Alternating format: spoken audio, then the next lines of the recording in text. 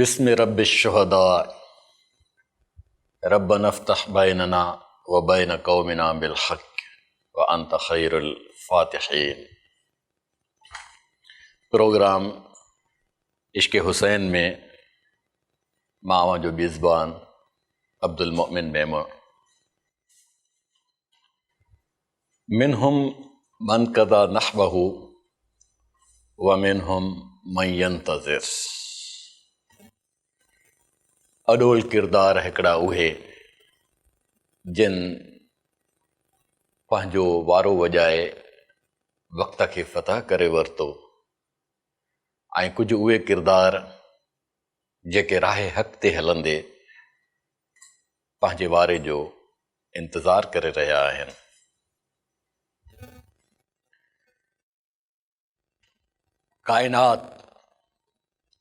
काइनात जे अजगर जे ॾिन हिननि गैलेक्सीज़ में असांजी गैलेक्सी सोलर सिस्टम, जंहिंमें हिकिड़ो ई कुर्र अर्ज़ आहे, जंहिं कुर्र अर्ज़ ते सॼी तारीख़ मुरतब थी आहे, जुड़ी आहे। हिकिड़ा उहे किरदार जिन जो तसवुरु अचण सां ज़ुबान ते उन्हनि जे लाइ फिटकार जा जुमिला तरी अचनि था। लानतुल्लाहि अलल काज़िबीन, कूड़ा जेके फिटकार जा हक़दार आहिनि, लानत जा हक़दार आहिनि। सच्चा जिन सच जी वाट ते हली परवरदिगार जे हुज़ूर में साणसि कयल वाइदो निभाए ऐं पंहिंजो वारो वॼायो।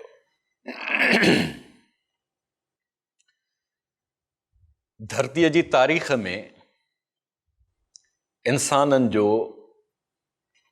जेको बि सफ़र रवां रहियो आहे, आकाए नामदार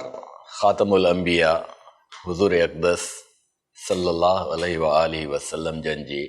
ज़ात गिरामी सॼी इंसानियत जो मरकज़ी किरदार आहिनि। वजह तख़लीक़ काइनात, सॼी काइनात जे असरारनि जो, रमज़ुनि जो हिकु खुलियल इंकिशाफ़ आहिनि, जिन जे तसवुर सां इंसानियत जो ॻाट ऊचो थी वञे थो। ऐं उहे हस्तियूं जेके असहाबु शिमाल आहिनि, जेके उबते रस्ते ते हलियूं आहिनि, जेके फिटकार जो मुस्तहिक़ थियूं आहिनि। असहाबुल यमीन उहे हस्तियूं जेके सही वाट ते हलियूं आहिनि, जेके अल्लाह जी रहमत जूं मुस्तहिक़ थियूं आहिनि। उन्हनि सभिनी खे इम्तिहाननि मां गुज़ारियो वियो आहे। आका सल्लल्लाहु अलैहि वसल्लम जन फरमायो, धरतीअ ते सभ खां वधीक आज़माइशुनि ऐं तकलीफ़ुनि खे अल्लाह पाक जे पैगम्बरनि भोॻियो आहे, बर्दाश्त कयो आहे ऐं उन्हनि सां निमटिया आहिनि। पाण फरमायूं त सभिनी पैगम्बरनि सगोरनि जे समूरनि तकलीफ़ुनि खां वधीक मुंहिंजे सिर तकलीफ़ूं भोॻियूं आहिनि, इम्तिहान सुठा आहिनि ऐं उन्हनि सां मुंहिंजो सिर निमटियो आहे। अहसिबन्नास अन यक़ूलू आमन्ना व हम ला युफ़्तनून। माण्हू इहो सम्झी वेठा त हुननि ईमान जी दावा कई ऐं उहे मोमिन बणिजी विया, जॾहिं त अल्लाह साईं फरमाए थो असां उन्हनि खे अञा ताईं आज़मायो ई नाहे। वलक़द फ़तन्नल लज़ीन मिन क़ब्लिहिम फ़लयअलमन्नल्लाहु अल्लज़ीन सदक़ू वलयअलमन्नल काज़िबीन। जेके माज़ीअ जा किरदार गुज़री चुका, परवरदिगार आलम फरमाए थो मां उन्हनि खे सख़्तु इम्तिहाननि मां गुज़ारियो, मुख़्तलिफ़ ज़ावियनि सां उन्हनि खे आज़मायो ऐं मूंखे यकीन थियो त सच जी वाट ते साबित क़दम रहंदड़ कहिड़ा गिरोह आहिनि ऐं कूड़ जी पासदारी कंदड़ कूड़ी ज़िंदगी गुज़ारींदड़ कहिड़ा गिरोह आहिनि। हुज़ूर अक़दस सल्लल्लाहु अलैहि वसल्लम जन जी ज़ाते गिरामीअ जो तसव्वुर पूरी इंसानियत जे लाइ रहमत जो बाइस आहे, जिन पंहिंजे महिनत सां, अल्लाह जे अमर सां ऐं अल्लाह जी मदद सां इंसानियत खे ग़ुलामीअ मां निजात ॾियारी, इंसानियत खे तरक़ीअ जे रस्ते ते गामज़न कयो, इंसानियत खे अमुन ऐं आशितीअ जो न रुॻो माहौल मुयसरु करे ॾिनो, बल्कि उन माहौल खे दाइमी तौर मुमकिन बणाइण जे लाइ उन्हनि पंहिंजा इर्शादात फ़रमाया, क़ुर्बानियूं फ़रमायूं। ॿ नेमतूं जेके आका सल्लल्लाहु अलैहि वसल्लम जे तवसुत सां आका सल्लल्लाहु अलैहि वसल्लम जे मुहाबे पूरी उम्मत खे नसीब थियूं आहिनि, क़ुरान हकीम ऐं पाण सॻोरनि सल्लल्लाहु अलैहि वसल्लम जन जो पाक ख़ानदान, जंहिंखे अहले बैत चयो वञे थो ऐं अहले बैत जो मरकज़ी सरचश्मो, छाकाणि त हुज़ूर अक़दस सल्लल्लाहु अलैहि वसल्लम जन जी ज़ाते गिरामीअ जे ज़रिए उन्हनि जे वजूद अतहर जो हिस्सो ख़ातून जन्नत सय्यदतुन निसा, काइनात जे समूरनि ख़वातीन जी सरवाण अम्मा साइण सय्यदा फ़ातिमतुज़ ज़हरा रज़ी अल्लाह अन्हा व सलामुल्लाह अलैहा, सैयदना इमाम हज़रत अलीउल मुर्तज़ा रज़ी अल्लाह तआला अन्हु व अलैहिस्सलाम,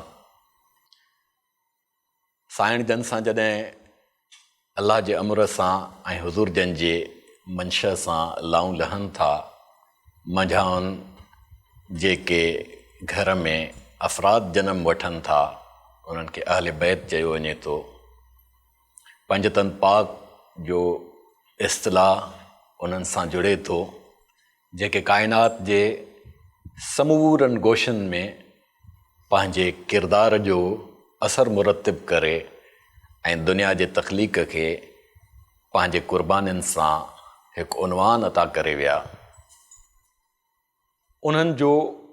उनवान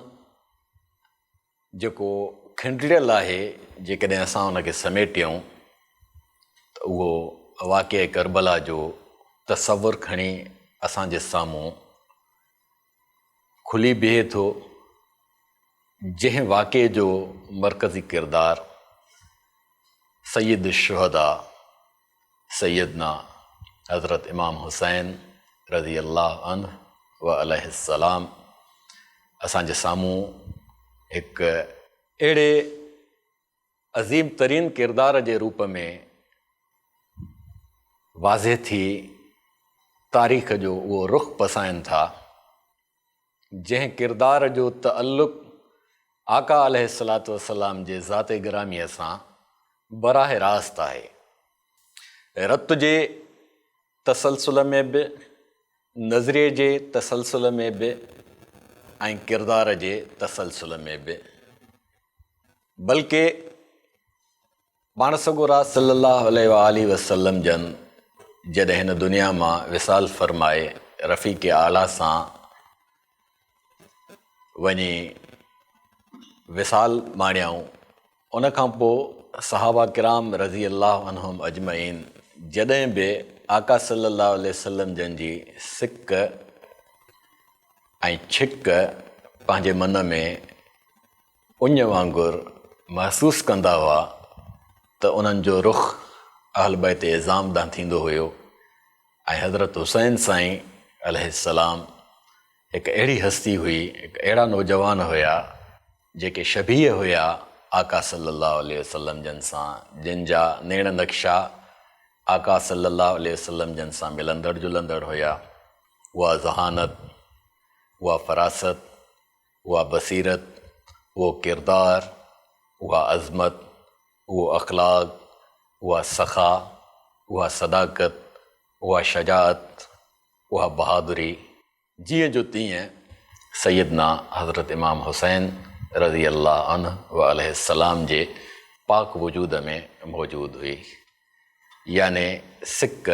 मुकमिल त न सही पर घणे भाङे लही वेंदी हुई।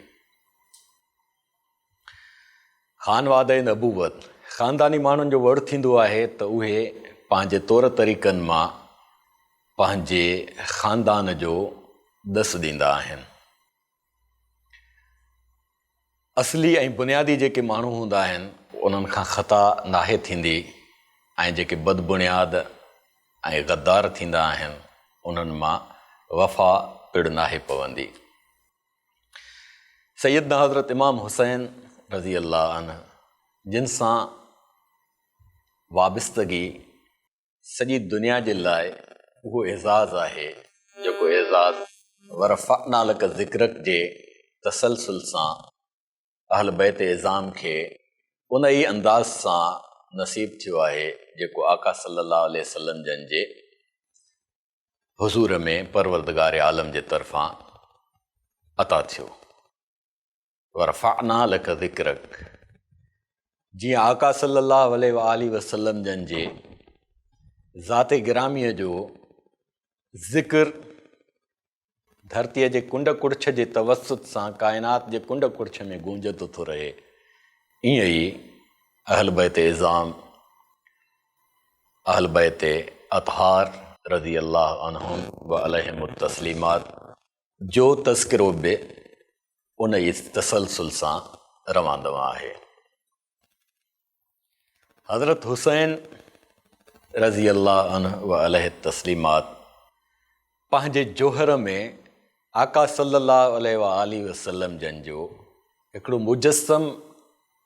ऐं सिलसिलेवार अमली किरदार साबित थिया, जिन सिर त ॾिनो पर बातिल जे आॾो झुकणु पसंदि न कयो। पसंदि त परे जी ॻाल्हि आहे, सोचे बि न पए सघिया त आका सल्लल्लाहु अलैहि वसल्लम जे दीन खे छेड़ींदड़, उन दीन में हेराफेरी कंदड़नि खे बर्दाश्त छा बल्कि उन्हनि खे हिकु लम्हे जेतिरो बि मौक़ो ॾियण जो नथो सोचे सघिजे। शाह अस्त हुसैन, बादशाह अस्त हुसैन, दीन अस्त हुसैन, दीन पनाह अस्त हुसैन, सरदाद नदाद दस्त दर दस्त यजीद, हक्का के बिना इला इला अस्त हुसैन। बादशाह जाचणो आहे तव्हांखे कहिड़नि सिफ़तुनि सां सरशार हुजणु घुरिजे। हज़रत हुसैन साईं जे किरदार खे ॾिसो। शहनशाहियत छा थींदी आहे, सैयदना हज़रत हुसैन साईं जे तारीख़ खे पढ़ो, तव्हांखे सम्झ में अची वेंदी। दीन छा आहे, जेकॾहिं तव्हांखे हिकु इंसान जे अमली रूप में पसणो आहे त सैयदना हज़रत हुसैन साईं जी सीरत तय्यबा खे पढ़ो, सैयदना हज़रत हुसैन साईं जी तारीख़ खे वरजायो, तव्हांखे सम्झ में अची वेंदो त दीन छा थींदो आहे। दीन पनाह अस्त हुसैन, दीन खे बका कीअं मिली आहे, क़ुरान अॼु असां वटि सालिम सूरत में मौजूदु आहे, उनजो पस मंज़र छा आहे। साहबा किराम जा उहे अदोल किरदार जेके तारीख़ जो अणटुट हिसो आहिनि, उहे सिलसिलेवार असां ताईं सालिम अंदाज़ में पहुता आहिनि। उन्हनि जे पस मंज़र में छा आहे, सैयदना हज़रत हुसैन जी क़ुर्बानीअ खे ॾिसणो, परखणो ऐं उन ते यकीन रखणो पवंदो। छो त दीन खे पनाह जेका मिली, दीन खे बका जेका मिली, उहा हज़रत हुसैन साईं जे क़ुर्बानीअ जे ई मुहाबे मुमकिन थी आहे। सरदात नदात दस्त दर दस्त यज़ीद, पंहिंजे दौर जे बातिल कुवतुनि कूड़नि माण्हुनि हुन खां बैत वठणु चाही त तूं असांखे वक़्त जो हुकुमरान तस्लीम कर त तोखे असां नवाज़ियऊं। हुन जॾहिं नह कई त उहा नह ई हुई ऐं उन नह जे भोगना में हुनखे पंहिंजे सिर ॾियण त छा बल्कि पंहिंजे कुटुंब समेत सिर ॾियण खां कीॿाइण जो बि तसवुरु न आयो। सरदाद नदात दस्त दर दस्ते यज़ीद सिर्फ़ु पंहिंजो सिर न बल्कि पंहिंजे कुटुंब जे समूरनि शहज़ादनि ऐं शहज़ादियुनि जो ज़रे गॾु क़ुर्बानीअ जो पेच पाए उहो रस्तो इख़्तियार कयो जेको आका सल्लल्लाहु अलैहि वसल्लम जे सीरत तय्यबा जी अहम तरीन तक़ाज़ा कंदड़ हुयो। हक़ा के बिनाए ला इलाहा अस्त हुसैन, ला इलाहा इल्लल्लाह जे तवसुत सां आका सल्लल्लाहु अलैहि वसल्लम जन इंसानियत जे आज़ादीअ खे जेको इम्कान बख़्शियो, इंसानियत जे ख़ुशहालीअ खे जेको मुमकिन बणायो, दीन जे निज़ाम खे इंसानियत जे अमुन ऐं आशितीअ जो नज़रियाती रूप जेको ॾिनो, उहो सभु कुझु तॾहिं बक़ा जे रूप में आयो जॾहिं सैयदना हज़रत इमाम हुसैन पंहिंजे सिर क़ुर्बानीअ जो उहो दास्तान रक़म कयो धरतीअ ते, जंहिं क़ुर्बानीअ जहिड़ी क़ुर्बानी न उन खां अॻु में धरतीअ जे खिते ॾिठी ऐं न उन खां पोइ ॾिठी आहे ऐं यकीनन क़यामत ताईं अहिड़ी क़ुर्बानी केर बि नथो ॾेई सघे। तंहिंजे करे हक़ा के बिनाए ला इलाहा अस्त हुसैन सच इहो आहे त ला इलाहा इल्लल्लाह जी सदा जेका अॼु बि धरतीअ जे तवसुत सां पूरी काइनात में गूंजंदी रहे थी, अल्लाह जी तौहीद जो पैगाम, इंसानियत जी आज़ादीअ जी नवीद, इंसानियत जे ख़ुशहालीअ जी ज़मानत, उन जे सिर्फ़ु हज़रत हुसैन अलैहिस्सलातु वस्सलाम जी पस मंज़री ई आहे जंहिंजे करे इहो सभु कुझु मुमकिन आहे। सैयदना हज़रत हुसैन साईं रज़ी अल्लाह अन्हु जन जा अख़लाक़, आदाब ऐं सीरत तय्यबा, उन्हनि जी इल्मियत, उन्हनि जी तफ़हीम, उन्हनि जी जुर्रत, उन्हनि जी बहादुरी सिलसिलेवार असांजे हिन प्रोग्राम इश्क़ हुसैन में मज़कूर थींदा रहंदा। अॼु असां इक्तिफ़ा था कयूं हज़रत हुसैन साईं जे मनाक़िब में अल्लामा इक़बाल जी पेश कयल उहा मनक़िबत, आ इमाम आशिक़ां पूरे बतूल, आ इमाम आशिक़ां पूरे बतूल, सर्वे आज़ादे ज़िबुस्ताने रसूल।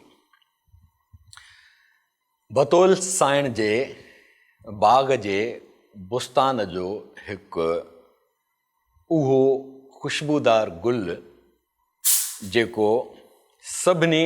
आशिक़नि जे इश्क़ जो उनवान आहे। अल्लाह अल्लाह बाए बिस्मिल्लाह पिदर, मानिए ज़िब्हे अज़ीम आमद पिसर। अल्लाह अल्लाह बाए बिस्मिल्लाह पिदर, मानिए ज़िब्हे अज़ीम आमद पिसर।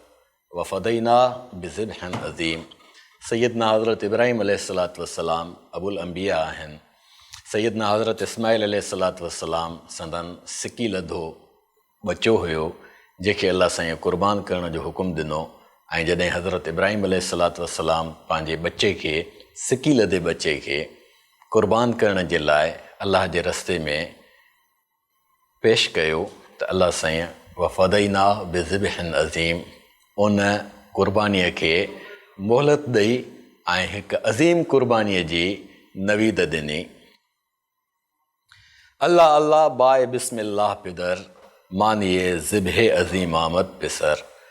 अल्लाह अल्लाह ज़िब्हे अज़ीम जी उहा क़ुर्बानी नसीब में आई सैयदना हज़रत हुसैन साईं जे। सिर इब्राहीम व इस्माईल बूद, सिर इब्राहीम व इस्माईल बूद यानी इजमाल रा तफ़सील बूद। सैयदना हज़रत हुसैन साईं जी ज़िंदगी जेका आहे उहा सैयदना हज़रत इब्राहीम ऐं इस्माईल जे इजमाल जो तफ़सील आहे। जेकॾहिं सैयदना हज़रत इब्राहीम ऐं सैयदना हज़रत इस्माईल अलैहिस्सलाम जा दास्तान हिकिड़ो कोड वर्ड आहिनि त उन कोड वर्ड जो जेको अंदरि डोमेन में मवाद मौजूदु आहे उहो सैयदना हज़रत हुसैन अलैहिस्सलातु वस्सलाम जी ज़िंदगी आहे। खून ओ तफ़सीर ई असरार कर्द, खून ओ तफ़सीर ई असरार कर्द मिलत ख्वाबी दरा बेदार कर्द। हज़रत हुसैन साईं पंहिंजो सिर घोरियो ऐं क़ुर्बानी ॾिनी त उन जे उन क़ुर्बानीअ हज़रत इब्राहिम ऐं हज़रत इस्माइल जे किरदार खे ॼण तफ़सीरी शक्ल अता कई। मिलत ख्वाबी दरा बेदार कर्द, क़यामत ताईं उम्मत जा जेके बि सुतल दिमाग़ आहिनि उन्हनि दिमाग़नि जे लाइ विॼु वराको बणिजी, हिकु पड़ादो बणिजी उन्हनि जी क़ुर्बानी गूंजंदी रहंदी ऐं मुहर्रम जे आमद जे तसलसुल सां उहा क़ुर्बानी कुर्रे अर्ज़ जे हिन ख़िते खां गूंजंदी पूरी काइनात में पंहिंजा चमकाट पसाईंदे ऐं हिन अज़ीम क़ुर्बानीअ जे दास्तान सां काइनात खे मुनव्वर कंदी रहंदी। तयगे ला चूं अज़मियां बेरूं कशीद, तयगे ला चूं अज़मियां बेरूं कशीद अज़रगे अरबाब बातिल खूं कशीद। हज़रत हुसैन साईं जॾहिं नहकार जी इनकार जी तलवार पंहिंजे क़ल्ब जे मियाण मां कढी, बातिल कुवतुनि जे आॾो हज़रत हुसैन साईं जेका न कई त मां न झुकंदुसि, छाकाणि त तव्हां क़ुर जे मुखालिफ़त में पिया हलो, छाकाणि त तव्हां इंसानियत जी आज़ादीअ खे लालचाए पिया ऐं इंसानियत जे ख़ुशहालीअ खे ईंदड़ नसुलनि जे लाइ तंग पिया कयो, छाकाणि त तव्हां इंसानियत जे उन्हनि बातिल कुवतुनि खे तस्लीम पिया कयो जेके कैसर ऐं किसरा जे रूप में धरतीअ खे ताराज कयूं वेठियूं हुयूं, जिन जे मुतअलिक़ आका सल्लल्लाहु अलैहि वसल्लम जन खे अल्लाह साईं मबूस फ़रमायो ऐं पाण फ़रमायनि अलिफ लाम मीम ग़ुलिबतिर रोम फ़ी अदनल अर्ज़। वेझी तारीख़ में रोम फ़तह थींदो ऐं पाण फ़रमायनि हलक कैसर फला कैसर बअदहू हलक किसरा फला किसरा बअदहू। इहो उनवान आहे त कैसरियत ऐं किसरवियत दुनिया जूं उहे शहनशाहियतूं हुयूं जिन इंसानियत खे ताराज कयो हो, जिन इंसानियत खे पंहिंजे ओताकुनि जो गेझू बणायो हो, जिन पंहिंजा हाउस ठाहे ऐं माण्हुनि खे उतां जो ॿुहारीदार ऐं गीदी बणायो हुयो, उन्हनि खे रसूलुल्लाह सल्लल्लाहु अलैहि वसल्लम जन अॼु पंहिंजी ज़िंदगीअ में शिकस्त ॾियण जे लाइ राह हमवार फ़रमाई। सैयदना हज़रत अबू बकर सिद्दीक़ उन रस्ते खे तसलसल अता फ़रमायो। सैयदना हज़रत उमर फारूक जन उहे ख़िता फ़तह फ़रमाया ऐं इंसानियत जे मथां ग़ुलामीअ जे ॾकंदड़ ज़ंजीरनि खे, ॾहकाईंदड़ ज़हननि खे ख़तमु करे मिसमार करे ऐं ला इलाहा इल्लल्लाह जे पड़ादे खे पूरी काइनात खे ला इलाहा इल्लल्लाह जे पड़ादे सां वासे छॾियो। तयग ला चूं अज़मियां बेरूं कशीद अज़ रगे अरबाब बातिल खूं कशीद। जॾहिं हज़रत हुसैन साईं न कई त बातिल जूं रगूं सड़ण लॻियूं, ॾकण लॻा ऐं उहे हिसजी विया। उन्हनि खे ख़बर हुई त हज़रत हुसैन साईं जी न दरअसुल अल्लाह जी नहकार आहे, हज़रत हुसैन साईं जो इनकार दरअसुल अल्लाह जो इनकार आहे, हज़रत हुसैन साईं जी अरदाइप दरअसुल रब ज़ुल जलाल जो जलाल आहे, हज़रत हुसैन साईं जो मैदान मल्हाइण दरअसुल परवरदिगार आलम जे कहारियत जो उहो हक़ीक़ी रूप आहे जेको ज़ालिमनि जे लाइ कहर बणिजी ऐं कड़के थो। नक्श इल्लल्लाह बर सहरा नविश्त, नक्श इल्लल्लाह बर सहरा नविश्त, सत्रे उनवाने निजाते मा नविश्त, सत्रे उनवाने निजाते मा नविश्त। इल्लल्लाह जो नक्श सैयदना हज़रत हुसैन साईं पंहिंजे क़ुर्बानीअ सां पंहिंजे लाल ऐं पाकीज़ा खून सां जेको धरतीअ ते सबत कयो, उहो दरअसुल क़यामत ताईं ईंदड़ इंसानियत जे निजात जो पैगाम आहे, असांजी निजात जो पैगाम आहे, असांजे नस्लनि जी निजात जो पैगाम आहे, ईंदड़ क़यामत ताईं सॼी इंसानियत जे लाइ आज़ादीअ ऐं ख़ुशहालीअ जो ऐं तरक़ीअ जो उहिञाण आहे। ऐं सबा ऐं पै के दौरे उफ़्तगां, ऐं सबा ऐं पै के दौरे उफ़्तगां, अश्क मां बर ख़ाक पाके और असां, अश्क मां बर ख़ाक पाके और असां, ऐं बाद सवा ऐं बाद सबा ऐं पै के दौरे उफ़्तगां, ऐं असांजे दौर जा उहे मुंझियल मसला उहे सभु जॾहिं वाह बणिजी घुलो था अश्क माबर ख़ाक पाके और असांजा हज़रत हुसैन साईं जी यादि में असांजा सैयदना आका सल्लल्लाहु अलैहि वसल्लम जे पाक अतहार अहल बैत जे यादि में ही जेके लुड़कनि जा नज़राना आहिनि इबाद सबा तूं उन पाक मटीअ जे भर में उन पाक मिटीअ जे हर हिकु दाण दाण में पहुचाए जिन असांजे लाइ आज़ादीअ खे दवाम तौर हमेशह जे लाइ मुमकिन बणायो। हज़रत हुसैन साईं जो ही किरदारु महज़ हिकिड़ी तारीख़ नाहे बल्कि तारीख़ जो रूह आहे। दास्तान करबला सिर्फ़ु दास्तान नाहे बल्कि इंसानियत जे अज़मत जो उहो मीनार आहे जंहिं मीनार जी तरफ़ जॾहिं असां ॻाट ऊचो करे निहारियूं था त इंसानियत जे बुलंदियुनि जो तफ़सीर सम्झ में अचणु लॻे थो। जंहिं मीनार ॾे असां पंहिंजा नेण खणी ऐं उन ॾांहुं तफ़कुर जे ज़ाविये सां तदब्बुर जो हिकु अहिड़ो रुख़ खणूं था जंहिंमें इंसानियत जी तारीख़ जो सॼो लाल खून तहलील थींदे नज़र अचे थो ऐं हक़ जे बक़ा जे लाइ बातिल खे मिसमार करण जे लाइ उन खून जी लाली उन पाक रत जी लालाण असांखे बिशारत बि ॾिए थी ऐं असांखे ख़बरदार बि करे थी। बिशारत इहा आहे त असां जेकॾहिं राह हुसैन जा पासदार आहियूं, असां जेकॾहिं इश्क़ हुसैन सां सरशार आहियूं, असां जेकॾहिं आले रसूल सल्लल्लाहु अलैहि वसल्लम आले अली अलैहि तस्लीमात आले फ़ातिमतु ज़हरा साइण बतूल अलैहिमु तस्लीमात जे नक्श कदम ते रवां दवां आहियूं त उहा अमरता जेका अल्लाह साईं हुननि खे नसीब फ़रमाई उन अमरता जे तुफ़ैल असांजी निजात मुमकिन आहे ऐं धरतीअ ते इंसानियत जी आज़ादीअ जो इम्कान ता क़यामत बाक़ी रहणो आहे। धरतीअ ते इंसानियत जी ख़ुशहालीअ जा उहिञाण जेके सरमाएदारियत जे ख़िलाफ़ु आहिनि, जेके जागीरदारीअ जे मुख़ालिफ़ आहिनि, जेके इंसानियत जे रत प्याग ॼोरुनि जे लाइ मौत जो बाइस आहिनि, उन्हनि सभिनी